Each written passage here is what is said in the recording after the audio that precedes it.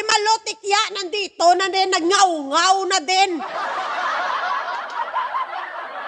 Hindi mo ba alam talaga ang nangyayari sa mundong ibabaw, Tikya? Hindi mo talaga alam kay galing kaya nga daan sa karagatan, sa ilalim ka ng dagat nang galing. Umahon ka sa lupa. Dahil ikaw ay isang dugong. Kaya wala kang alam sa nangyayari sa mundong ibabaw sa politika ng Pilipinas. Oh, wow! Political analyst ka, di ba? Political analyst to, pero hindi niya alam ang tungkol dyan sa 60 billion. Wala ka Google. Wala ka TV. Wala ka internet.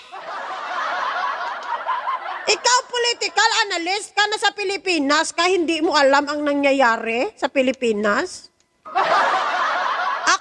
Kami na nandito sa ibang bansa, ako na taga-kuskus ng Inidoro, alam ko nga na naibalik na eh.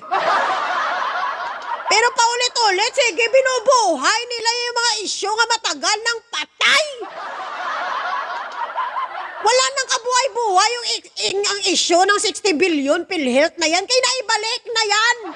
Inutos ng Suprema, ng Supreme Court, naibalik nila ang pera sa PhilHealth. Naibalik na maano ka pa! Wala na kayo magamit na ibang propaganda. Balik na naman kayo sa PhilHealth. Yung mga patay na yung issue, yung pilit nilang nire-revive. Oh, wow! Healer ka? Ang ina ng mga to eh. Grabe, paulit-ulit yung issue pagka hindi gumana yung isang issue. Halakal-kala naman to sila sa mga patay na nga issue. O tingnan mo yan o, si Reaction no. Doktor din. Lumala na din ang utak. Diba? Nagkalaano ka mo man. Kaya nga sabi ni Doc Garen dito kay Liachon, hoy Liachon, nakisaw-saw ka rin? Nag-file to sa case kay sa ombudsman about that. Naginano ka mo? Si Liachon binabanatan si Recto, si Kong Recto. Binabanatan si Recto, mag-resign ka na! Kung mag-resign siya, may magagawa ka, Liachon? Bakit pinipilit nyo mag-resign si Congressman Recto? Inaano nila yung mag-resign niya, nano na sila. Imbes nga magtulungan sila kay parehas, sila mga doktor, magtulungan tayo about dito sa PhilHealth kung paano mapaganda, mapaayos ang benepisyo dito. Ayun di po, tayo sa'yo mag-file, mag-resign ka na! O resign! Bakit hindi mo pag-resignin yung mga inutil dyan na ibang politiko? Kung sino yung nagtatrabaho dyan, yun pa yung talaga yung pa-resignin nyo? Ang lupit! Ang lupit kasi pangarap niya kasi dating maging DOH secretary pero hindi nangyari. Kaya banat na naman siya ng banat. Ito, binabanatan niya si Senrecto. Di magpahinga ka na, Liachon!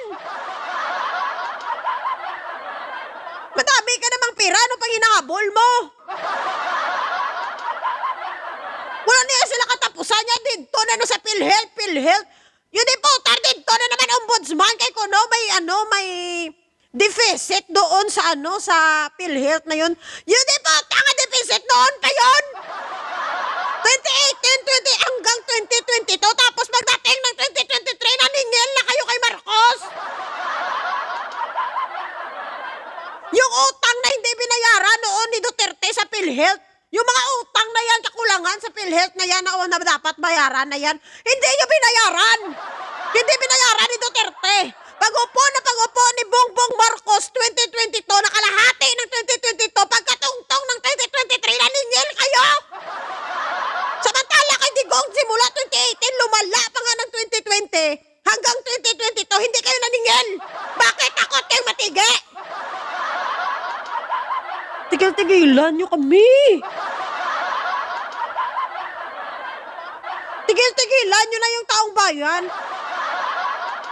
Kayo na mga DDS kulto, kayo nga mga supporter nga panay kayo revive sa mga isyu nga patay na. Tigilan nyo na yan. Hindi kayo, wala tayo sa larong ML or Mobile Legend.